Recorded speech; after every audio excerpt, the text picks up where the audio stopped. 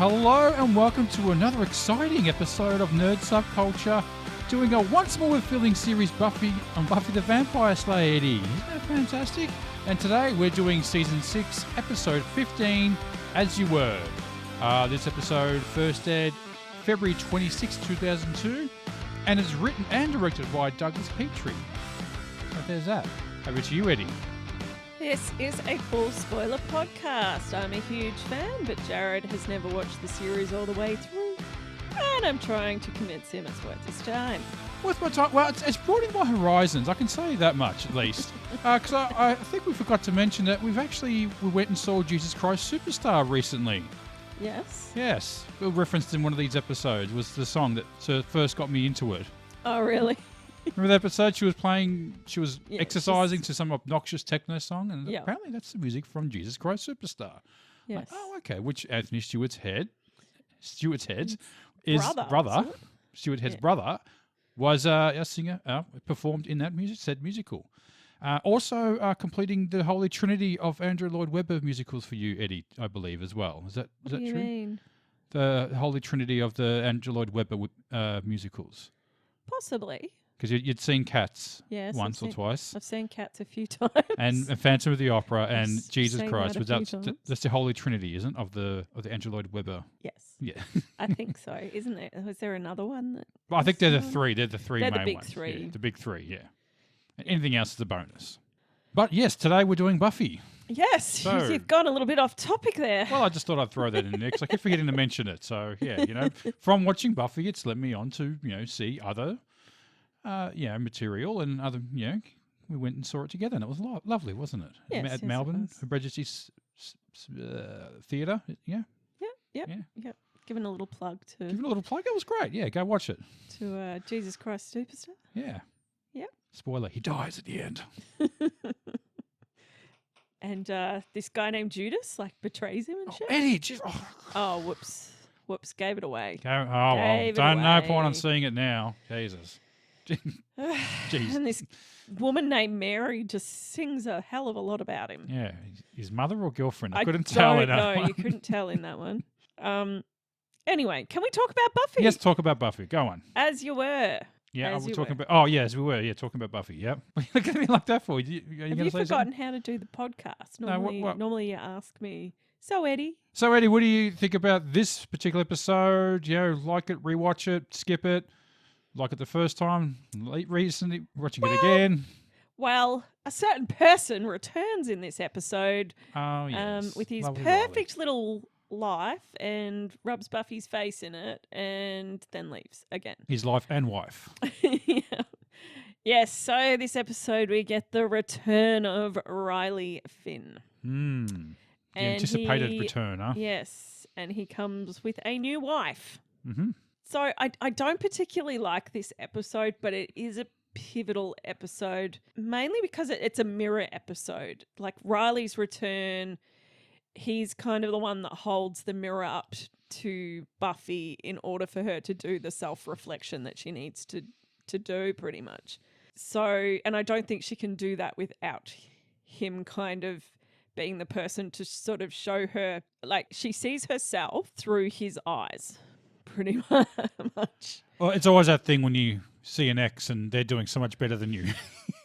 What is it? It was How I Met Your Mother came up with this theory called winning the breakup.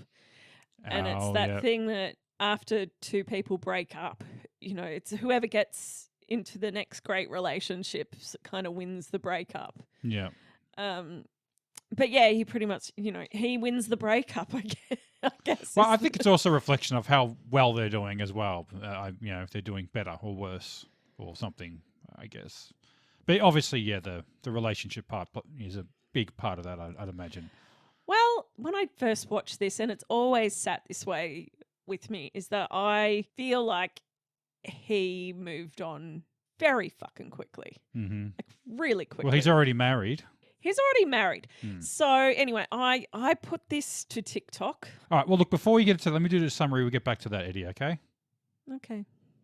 Stuck scrubbing grease at the Double Meat Palace while her co-worker drones on about college before conveniently disappearing and leaving her to finish up solo.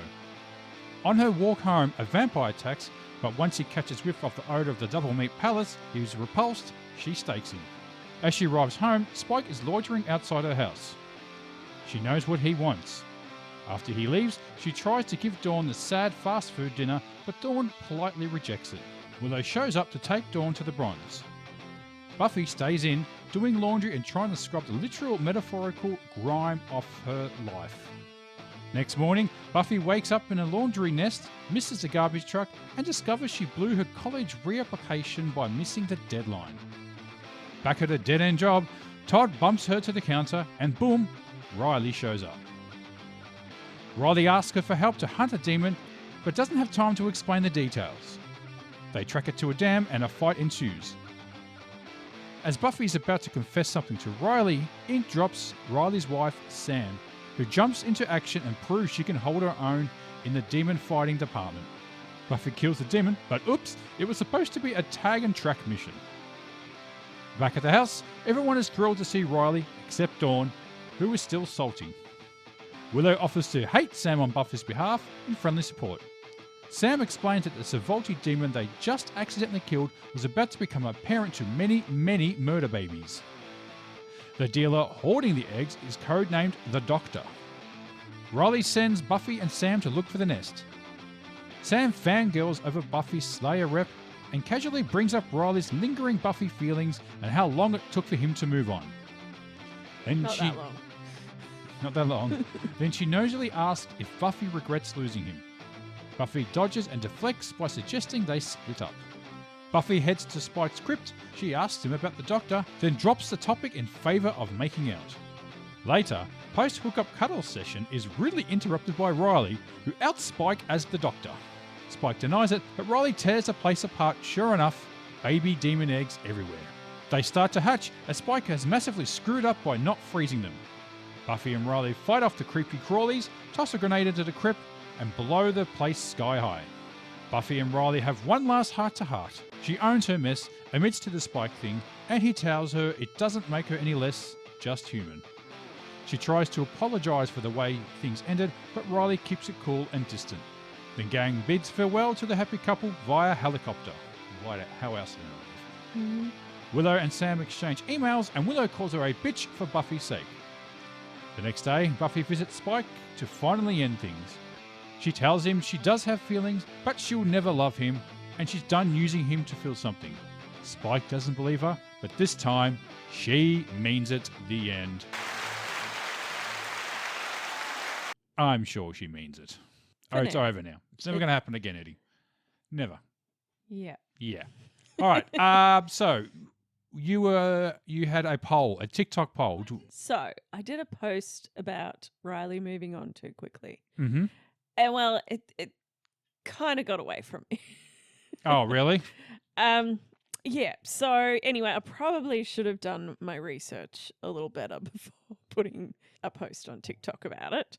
But in the post, I said I feel like only 6 months has passed, which is very wrong. I thought it'd been like a year. Yeah. So if you use Buffy's birthday as sort of that timeline indicator, it has been over a year. Okay. So it's been about 14 to 15 months. What threw me off was that season 5 happens over, like, from him leaving till Buffy's death. That time period is a very short amount of time. Like, I think the last 6 episodes of season 5 are over like a 24-hour period. Okay, yeah. So that's what threw me. And for some reason, I also thought Buffy was only dead for 4 months, but it was 5. But even so, I mean, they've been married for 4 months. Mm-hmm. So how long had they been seeing each other before they got married? I mean, obviously, if it's been a year, did you say a year it's been since Buffy? Yeah, so if you use her, it's about 14 to 15 months. Okay, well, let's say 15 months, all right? Let's give it a benefit of the doubt. So they've already been married for 4 months. Yeah. So that's only a year after they broke up. Yeah.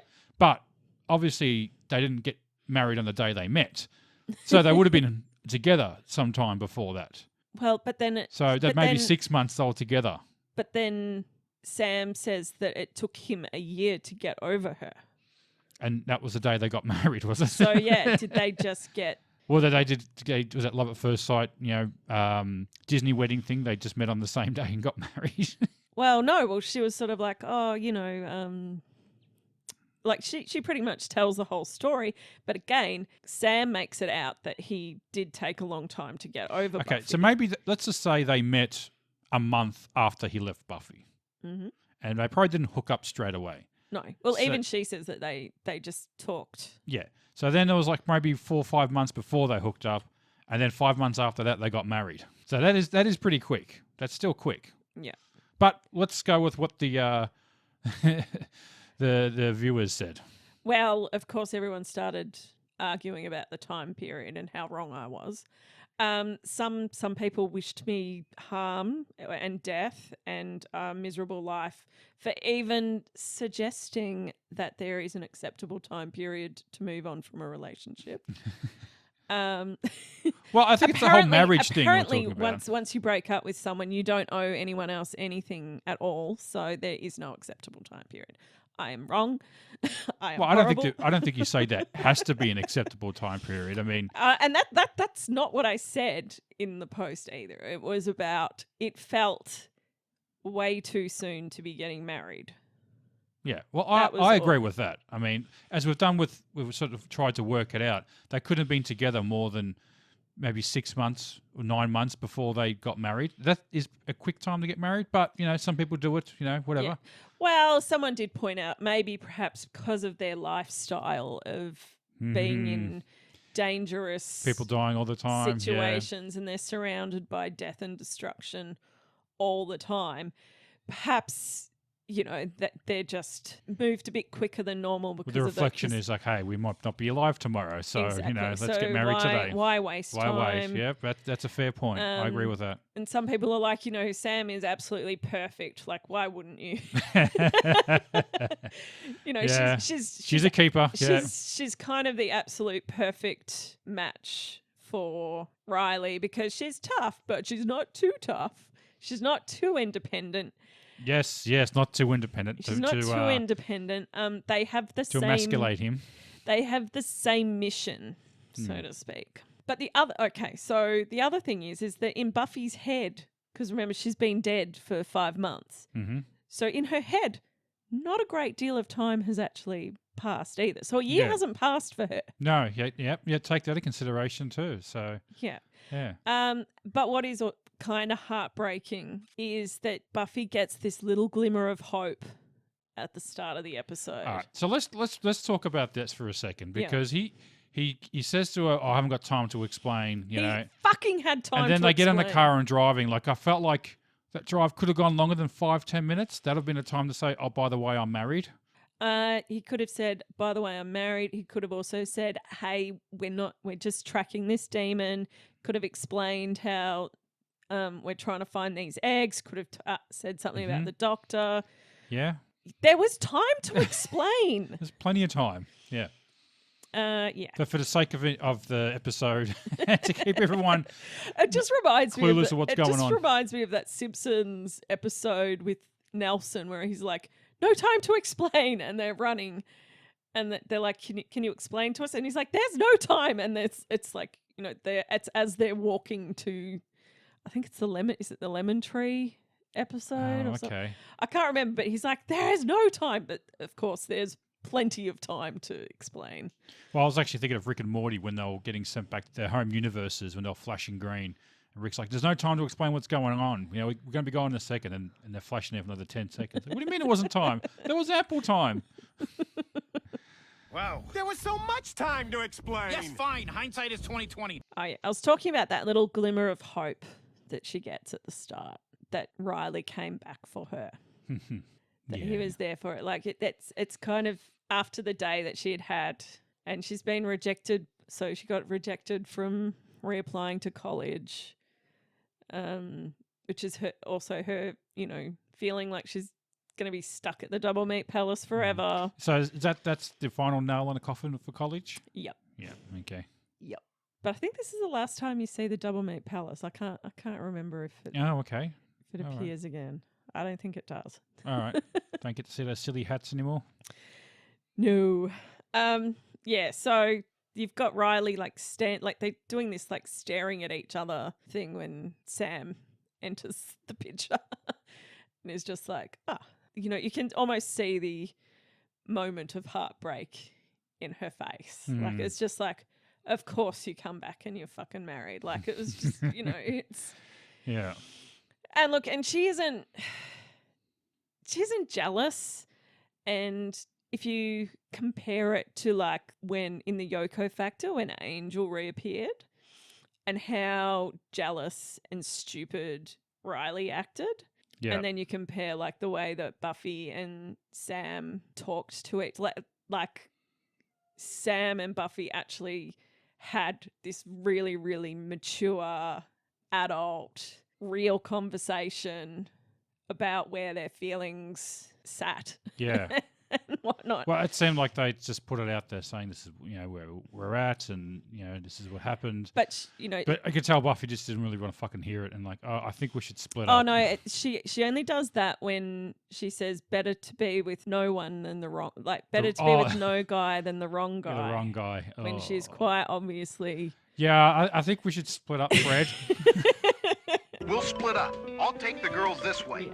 So, but they have a good conversation, not like what Angel and Riley, where they just started fighting with each other and there was no talking, so to speak. No maturity there with the boys. No maturity. And no with the boys. surprise on that one, I think. Yeah. But then again, Sam also seems just a little too perfect. She's a demon or something. Like, no, it's just she's like a Mary, she's a bit of a Mary Sue, so to speak. It's the where she has the little talk with Willow. She's as really well, nice to her about the addiction and her magic addiction, and she's like so understanding. Like, and, yeah, we've been through that with. But also, but kind of reflective as well. That she realizes that what she's going through is incredibly hard. She also was helping Xander and Anya with some of their issues with the wedding. It's kind of the thing, you're the new person to the group and you're trying to be really nice to everyone. It can come off as a little condescending sometimes, a little little fake or false. But then you might just generally be a nice person. It could be worse. You could be an asshole though. When if you think about it, they could be like, "Oh, I don't care," or "You're all just too organic for me." But and well, that was the other thing. She starts saying how mature Dawn is. She starts talking about Riley starts going, "Oh, maybe we shouldn't be talking about this in front of Dawn," and she's like, "She's fine. She's mature. I'm sure she's got to learn sometime." Yeah. The situation.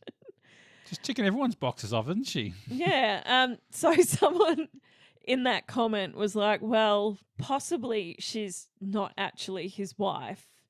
But his gay best friend who is just there as his beard to kind of rub it in Buffy's face. Oh, I like that one. I like that better. Yeah. Keep pretending to be my girlfriend to make my ex feel jealous. Yeah, sure, no worries. Yeah, which is why she seems so perfect. Explains everything. Does, yeah. Yeah. What about his other true love, the other soldier who was in love with him? Was he killed?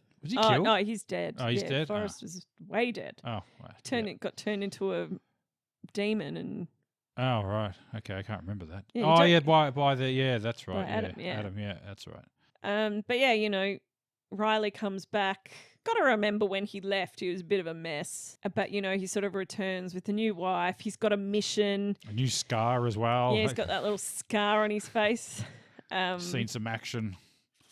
But he's very well adjusted for considering what happened before he left. Like, he's come back very well adjusted, even though he's out there working for this secret military organization, murdering demons and whatnot. I mean, did they even really need jungle? Buffy? It seems like they've been doing this for some time anyway, without her. I'm not really sure why they needed her. Yeah, I don't think that they didn't really need her for this, and she seemed to make the situation a bit worse. Yeah. I mean, you get her involved with the mission and all that. I mean, you kind of wonder why they wouldn't use an ally as strong as her, being the Slayer, the superhuman. Didn't work out last time, so. So yeah, there's also this B plot in this episode with Xander and the Anya. fucking word. You know what? I'm getting fucking sick of this, to be honest. Is it just me at this point? I'm just getting a bit sick of their little. Well, the wedding's next week. Oh, is it? Oh, okay. The wedding's Thank next. Fuck. The wedding is the next episode. All right. Well, thank God this is over because it's starting to give me the shits a little bit. Also, hasn't been given much of them character development. Like they just seem to be stuck in the same spot for like the past, I don't know, 10 episodes or even more. I don't know. Like there's no development with them or anything. Well, in this one, they're just anxious about the wedding, and they're just fighting about the wedding. Yeah. And they're fighting about their family. Well, I wouldn't say fighting. Like they're just it's disagreements. It's just constant bickering, I guess. And then I think they sort of have the realization a wedding isn't a marriage. Yeah, that's true. Yeah, it seems sort of the more you think about it, the whole stress that one has to go through for the fucking wedding. Sometimes you kind of makes you wonder is it even all worth it in the end? You know, to put yourself through all that for that one day, and everything has to be perfect, and your expectations are so high. Honestly, I think people spend way too much money on weddings. As opposed to us, who we just spent nothing. We spent nothing. Oh, we got catering, all right, so we got that. Oh, okay. But we didn't do a big hoopla wedding. It was no, it's simple, sweet, very bare minimum. Okay, let's not brag about our wedding too much on here, Eddie. I think everyone gets it, all right? It's just mates over and a slab of beer. There you go. Only one slab. It was a surprise wedding. Surprise wedding. Supplies! Do you want to talk about the name of the episode, As You Were? It's like a military term. Yeah. Like, you know, when you say attention and when I say as you were, like you don't have to sit there with your ass clenched anymore. Is that pretty much means you don't have to be standing there at salute. Yeah. So it means to return to your previous state. Right. So a little bit of a metaphor there because Buffy cannot return to her previous state. Of being dead. Well, she could. Well, no, but her previous state prior to being dead. No, okay. I suppose Is that more specific on that? Okay. Yeah.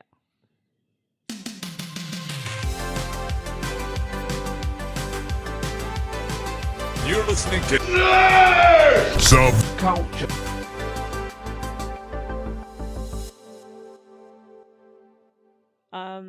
So pretty much his return is the jarring reminder of what she's lost and how stuck she actually is. Riley's maturity and sense of purpose stand in contrast to Buffy's stagnation and self-destructive choices. As you were saying with the How I Met Your Mother game that they were playing, who wins the breakup, as well as moving on with another partner, but moving on with their life too, I think is another kicker that she has to sort of deal with as well. That, you know, she's stuck working at the shittest job and you could get, and he's off in South America fighting zombies and whatever. Well, you've sort of got the egg MacGuffin with the Savolti demon. You know, it's a fairly minor monster of the week. Yeah. Not a bad design, actually, I got to say, this monster. It didn't look too bad, I thought. Yeah. Do we see it again? No. I thought, for a one-off thing. Because they were doing that whole, like, the Jurassic Park, if you just put this on into a population and it will wipe them out. Like, that was what they were. Oh, yeah, to lay eggs and kill everyone. Yeah. What's it got to do with Jurassic Park? Oh, because remember they were weaponising the dinosaurs. Okay. Oh, yeah, They would use these Savoltis as a weapons. Yeah. The demon egg functions as a metaphor for something festering under the surface, or a ticking time bomb. Oh, it's a bit of a stretch, that one, I think. Also a bit of a ticking time bomb, like Buffy and her secret relationship with Spike and lack of direction. Yeah, okay, yeah. It's kind of, it's kind can't of there. last forever. Yeah. Is there any reference to what he was doing or anything? The doctor, does that come up again? No. So he was the doctor, or? Yeah, he was. Oh, okay. I do like his excuse that he was just holding it for a friend. That's not mine. So I think the whole thing is that he's selling them. Yeah. For. Yeah. Yeah, he's doing evil. Evil. Oh, look, Spike doing evil, shifty stuff. What a. Well, he hasn't really been, other than like gambling with kittens. Now, it's not like he's been a drug dealer or anything like that, or getting up to too many shenanigans. He's been pretty tamed, I'd say, to be perfectly honest. But so this does seem a little bit of a shock, to be honest, to me anyway, because he's been pretty straight down and narrow for some time, I feel. Yeah. Yeah? You don't agree with that, or? Yeah, I don't think so. Well, because I was a little shocked with the reveal. I was like, oh, not shocked but not surprised, I should say. At least elaborate on that. And I suppose this is the narrative reboot that Buffy needs. And she sort of begins to climb out of her depression, so to speak. Because the other big thing is that she breaks it off with Spike. She has the big... I'm using you. He knows that. It's broken the delusion that their relationship is something more. Yeah. With Spike, like for him. Yeah, for him. Yeah, he thought there was like true love. Yeah. Like, so he's thinking it's love, but Buffy's coming and going. It is not that. Like this is. He's basically a utility. She's using him to just feel anything. Yeah. At this point. That's just you. I should have remembered. Oh, this is worse than is it? This is you telling me. It's over. She finally breaks it off with him. Doesn't necessarily mean it's fully over yet, but... Yeah, so she's just going to use him for sex. See where this goes. No. Well, Sign me up for that. Well, I don't think she actually has sex with him again. Something else happens, but yeah. Oh, okay. There's... Yeah. All right, leave it at that. There's... Yeah. No spoilers? No, forget that I said that. All right. Yeah, so you sort of, and there is that real tonal contrast between, the very wholesome, functional Riley and Sam, and then Buffy and Spike and their toxic secret relationship. Again, back to the winning relationship or winning the breakup. Everything he's got the girl, the perfect relationship. She's really nice. The good job. They get along. They work together. They're great. And then she's got her job, and it's a horrible job. She hates it. It's the fact that Riley's got this fantastic job. It's like nice it's not new a job. Car. It's not a job, it's a mission. He's got he's got this mission and this purpose in life, and here's Buffy. In South America, he's probably like go to the beach in the day and slaughter demons at night. It's great. Yeah. Yeah, and then getting paid for it. Yes. Getting paid to fight the monsters. Yep. Yes, and then and all the gadgets and stuff. Yeah, and in stark contrast, you have Buffy fighting some nerds. She doesn't even have a proper big bad at this point. She's just fighting some nerds. She's got a couple of nerds that she's dealing with. Just some Warzone sweats.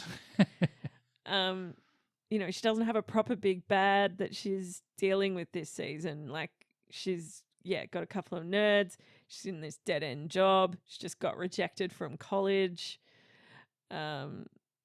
She's sleeping with Spike, keeping it a secret from all of her friends. Barely able to keep custody of Dawn. Just nothing's going right for her. Nothing is going right for her. So, as I said, this is kind of when he comes in and he does hold up the mirror and said, yes, but you are not any of those things. You are more than your job. You are more than the person that you're sleeping with. You are more than the mission. Yeah. So, he kind of is that mirror. She needed something to come in and kind of kick her butt a little bit too. Yeah, that's exactly what she needed, yeah. Because, she's almost in this existential embarrassment with him. Like when he walks in on her when Riley walks in on her and Spike, and she's just like, oh God. Like she just does this. Her most vulnerable moment that she can be in with this guy and Yeah, but why in was a crypt. Why was she? That didn't look particularly comfortable. What they were sleeping on? Like, wouldn't they have just kind of done it and then gotten dressed and go watch the TV? Yeah, like like most married couples. Not lay there sleeping on some cold concrete. Yeah. Yeah, it was on, that's right. It was on like a tombstone thing, wasn't Yeah, it? yeah. It was on top of a crypt. Yeah. Yes. Didn't look very That's right, comfy. because she didn't go downstairs to his normal thing. Well, Yeah. surprised she Wonder would. why she didn't go down there. Yeah. Why didn't he go, hey, let's go down there? Yeah. Maybe because it was full of demon eggs. Demon spider hatching eggs. Murder It's beetles. always bloody spider things, isn't it? Spider or snaky things. yeah, They're it the was very, creepy ones. and those eggs were very, very alien. Yeah. Alien. Also, kind of like the gremlin eggs as well. They kind of remind me of those. Okay, yeah. Yeah. So they didn't quite have like the perfect, quad flap thing that aliens have when they open up. Yeah. More from the side, from the, and the creepy crawlies. Oh, I just hate the piano. creepy. Yeah. Stop. I do like Willow trying to be the supportive friend, calling her a bitch, and kind of going to Buffy, I'll hate her for you, and Buffy's kind of like, nah, look, she's actually really lovely. And Buffy doesn't tell him. That's the other thing. Buffy does not tell Riley that she went after him. She tried to stop him. Did she tell him he died? She died? Yes. Yeah. But she did mention something, but I'm not sure if he I got don't think she told him the whole story, but she did mention that she would win whatever storytelling competitions. because Did you die? Well, I'm not sure if that quite registered with him though when he said that. Yeah. Because that'd be like a new thing for him, for someone to come back from the dead. I hear you. Got some big stories to tell you too. Will you again have a second? Did you die? No. I'm gonna win. Yeah. Anyway, I was talking about Willow being trying to be the good friend, because she hasn't been a particularly good friend for some time. Hasn't been a particularly good person, to be honest, but yes. Yeah. But yeah, in this one, she was trying to be a supportive friend by hating Sam because Buffy couldn't be that petty. She had to be supportive. Mm. She had to be a bigger person, so to speak.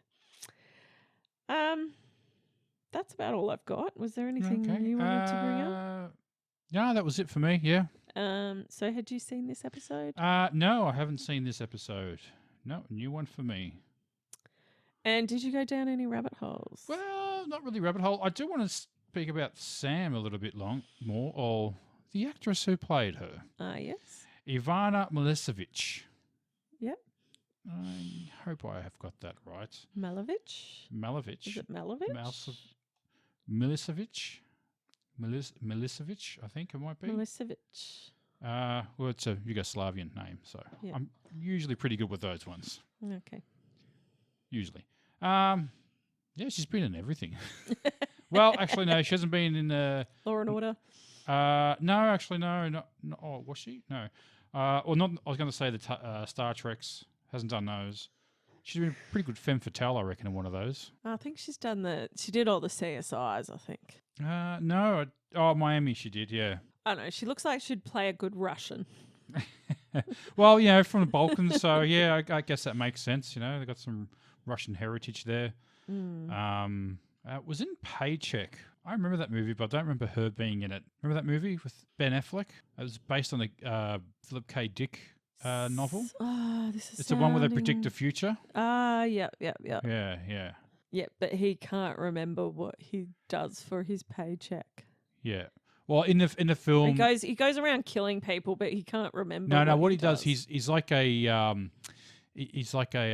would you call it? Sort of a technology sort of thief, where he will copy technology and replicate it, and then sell it to someone else. But what they would do, they would erase his memory, so he didn't know he did it. And then he made something, and then they erased his mind of it. And then when he went to get paid, he just had like a pair of sunglasses and like a ticket, and couldn't understand why he would do that.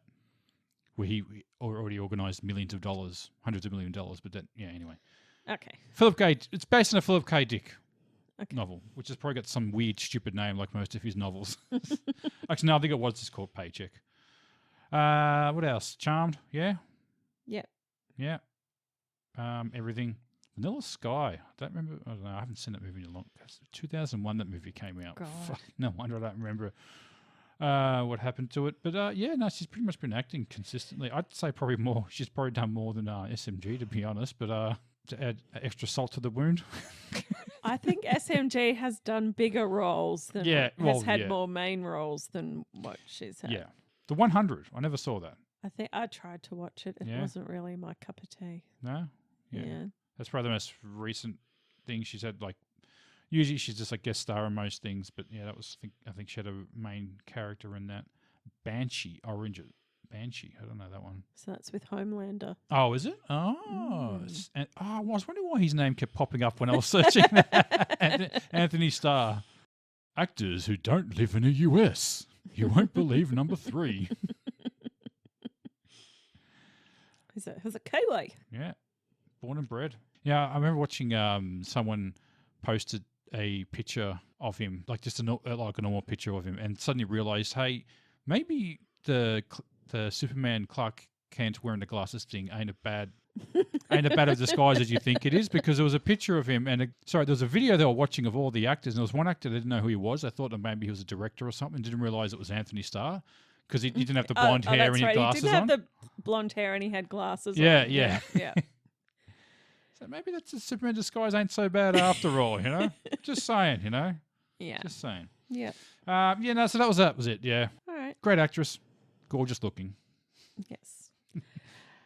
Do you want to go into question time? Okay, let's do it.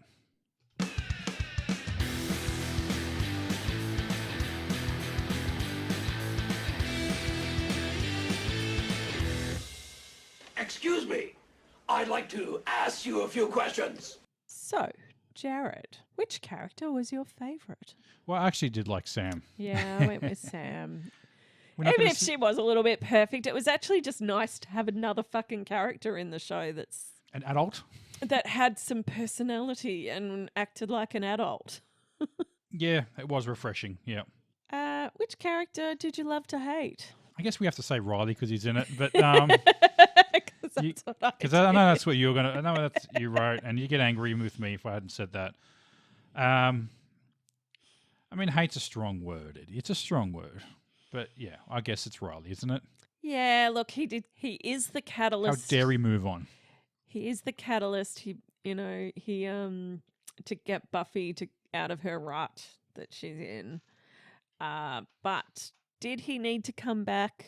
I don't think so. But did she get the closure that she needed on that relationship? Yeah. Yes. Yeah. So she got closure from the relationship. She got to kind of say her piece with him because they left on horrible circumstances. And it's like the second relationship that she's had where they've completely left town. Yeah. Like they haven't just left her, they've completely left town to get away from her. So, it was probably a good thing that they could have a proper talk. Yeah. And have that closure. It is, as I said before, you probably didn't need to catch up with her, but he figured he was in town, might as well just at least come say hello. So he didn't have to do that, but he did. So that's a nice thing, I think. Yeah. And look, I'm just saying that it's Riley because I don't particularly like Riley. I did not particularly like the way that he left things. It was a bit dramatic. He kind of gave her a bit of an ultimatum, but she didn't have enough time to stop him pretty much. Like it was pretty much she either automatically got over it or, he was leaving and it was a bit complicated and messy. It was complicated, yep. I didn't like it. I was glad when he was gone. I didn't like when he came back. But it's needed for the plot to move forward. It's needed. Yes. Moving forward. LOL moment. Just Spike's response when they finally catch him with the eggs. I'm holding it for a friend. Still trying to weasel his way out of it. Oh, it's not mine. I'm holding it for a friend. Just own it, mate. Just own it. Yeah. Mine would probably be after Sam and Riley leave and Willow sort of turns to Buffy and is like, what a bitch. That was yeah. I thought Yeah. that one too, but I thought no, the spikes. Yeah. Lame ass excuse, like his parents will caught him with it. Got caught smoking. Smoking it. Holding it for a friend. Holding it for a friend. Favorite fight scene? I liked the first one with the vamp that was about to attack her and then was put off by a stench. I did find a little jarring the spike in his chest because I thought maybe someone else threw it because then Buffy, and the cuts back to Buffy, she's just sort of standing there like she hadn't done anything. So for a second I thought someone else had thrown it, like Spike or something. Yeah, it was a bit weird because it's not like she thrusts it, she throws it. Yeah, and they cut back to her. You don't see her like standing with her hand forward or anything. She's just standing with her hands to her side. Yeah. So it's like she hasn't done anything. So Yeah. I don't know. A weird edit Well, maybe. funnily enough, the actor who is that vampire, he's in How I Met Your Mother. He's the naked man. Oh no shit. Yeah. Oh, how did I miss that one? The naked man. The naked man. Works one out of 3? No, what is it? Something like 1 out of 3. 1 out of 3 times. 1 out of 3 times. It works. It works. The other 2 times they call the police. Oh no, it's like 2 out of 3 times. And on that one they call the police. Oh, okay. He is all these things and none of them, for he is the naked man. Yes. I think I'll go with the babies, faulty, creepy crawly baby, murder babies hatching fight scene. Yeah. Favorite scene? I thought that scene with them zipping down the dam was pretty cool, actually. Yeah. Yeah. It's a real dam. I looked it up. It's not Hoover Dam. It's just some other little dam no one's heard of. Yeah. And I'm like, wow, didn't realise Sunnydale had a dam. It does, yeah. Another thing that we can add to all of those. Oh, yeah. Does Warrnambool have a dam?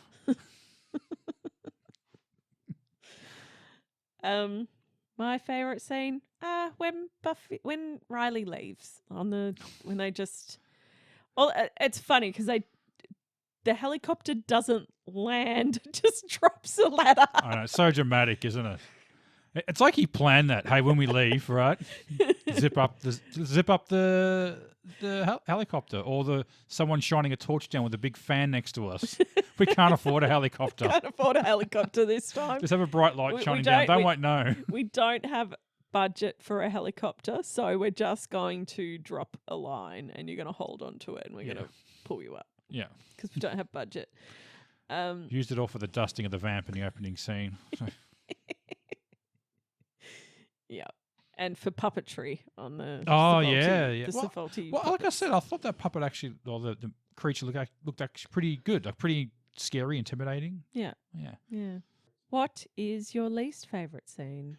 Just Anya and Xander going on about their wedding. Like I'm so glad it's coming up because it's the only relevance those characters seem to have at the moment is like what's happening with the wedding, and it's been dragging on for so long that I just want it to be over with now. Yeah, much like season. the characters I feel actually. The whole season.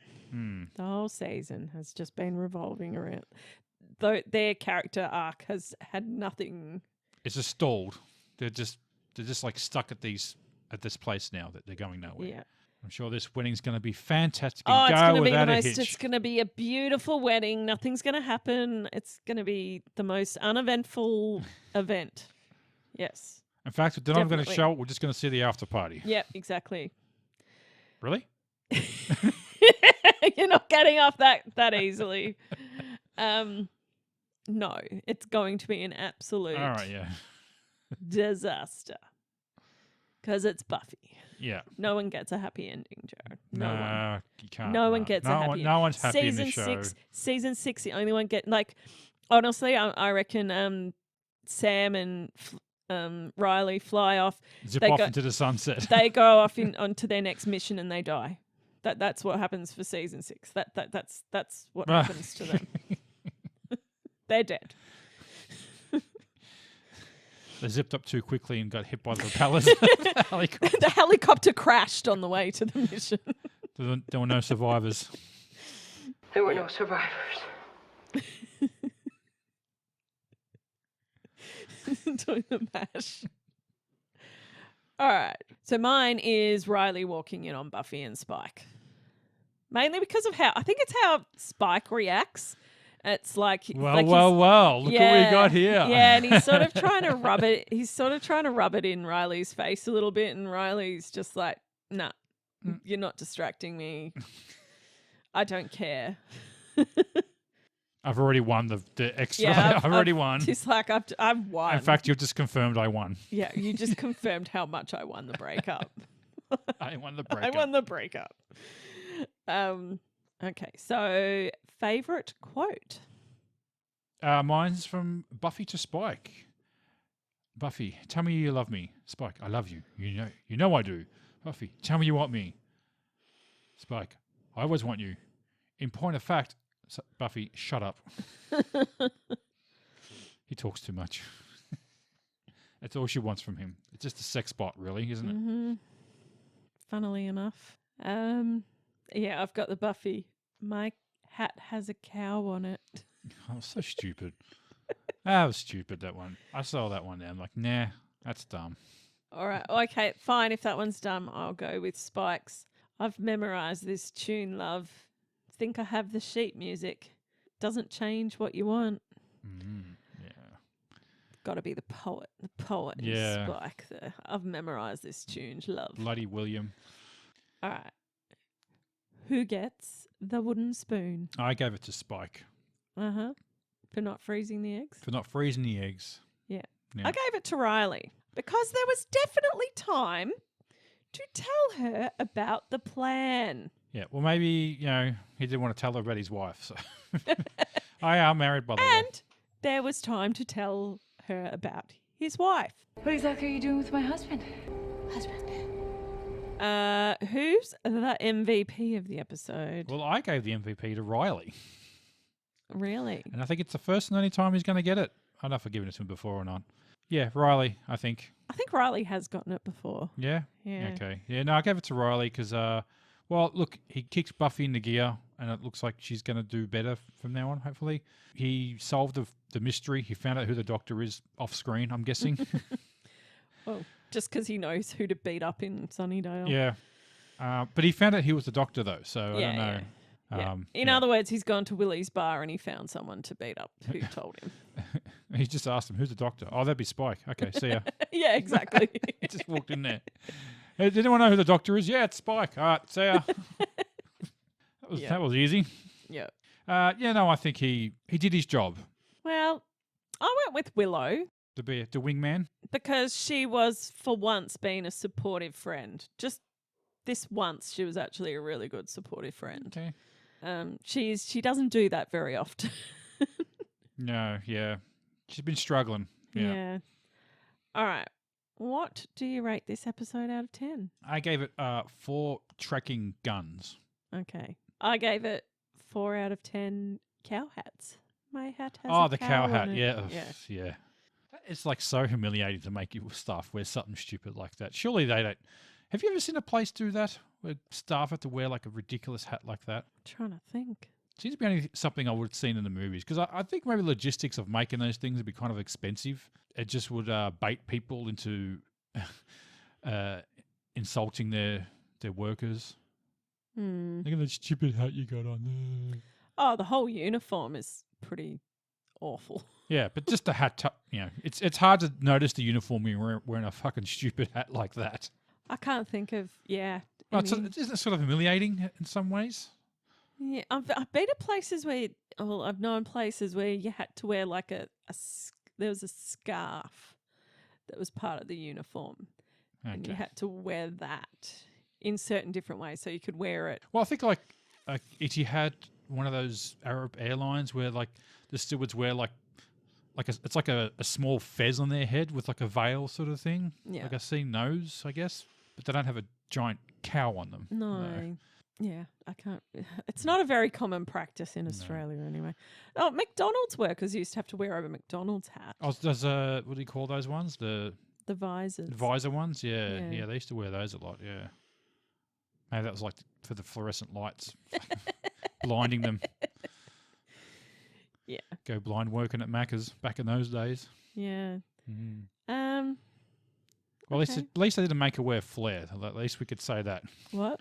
She'd have to wear 18 pieces of flair. Yeah. It's not really a common practice to even have a uniform if you work in hospitality here. Well, I think they just have like a T-shirt they wear. Yeah, normally here. it's a T-shirt and black maybe, pants. Maybe pants with like a logo on it or something. Yeah. I think at places I work, you just wore an apron with the logo on it. Like you could wear whatever you want, and then you just put an apron over it. Just something to distinguish you as an employee. Yeah. Yeah. Pretty much. All right. Okay. Well, Eddie, that's the end of the episode. All right. So the wedding next week. Mm-hmm. Oh, can't wait. I reckon it's going to be fantastic. It's going to be amazing. Amazing. All right. Well, it's going to be beautiful. It's going to be romantic. Yeah. There's going to be no tears. No tears whatsoever. No devastation. Okay. No blood? Tears I can handle. Blood? I don't know. Remember Xander's, what is it? Anya's family and friends are all demons, and Xander's are all monsters. What's going to happen? Don't know. If it's anything like a Xander-centric episode, probably a lot of shenanigans. Uh-huh. All right. Well, let's end it there, Eddie. All right. Well, I hope you've enjoyed listening to us tonight. We are Nerd Subculture. My name is Jared. I'm Edwina. And Eddie's got some special things to say. All right. You can find us on TikTok, Instagram, YouTube, and Threads. Just search Nerd Subculture Podcast. We're a proudly independent podcast, so if you like what we do, please share with your friends. Drop a comment on whatever platform you're listening to us on, and rate the episode. Every little bit helps people find us. Oh, that's great, isn't it? Yeah. Well, till next time. See ya. Bye. Bye.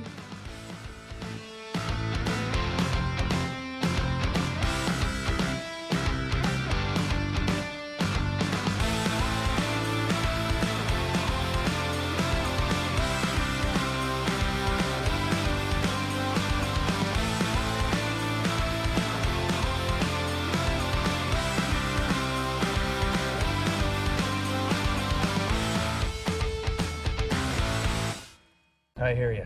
Got some big stories to tell you too. We yet have a second. Did you die? No. I'm gonna win.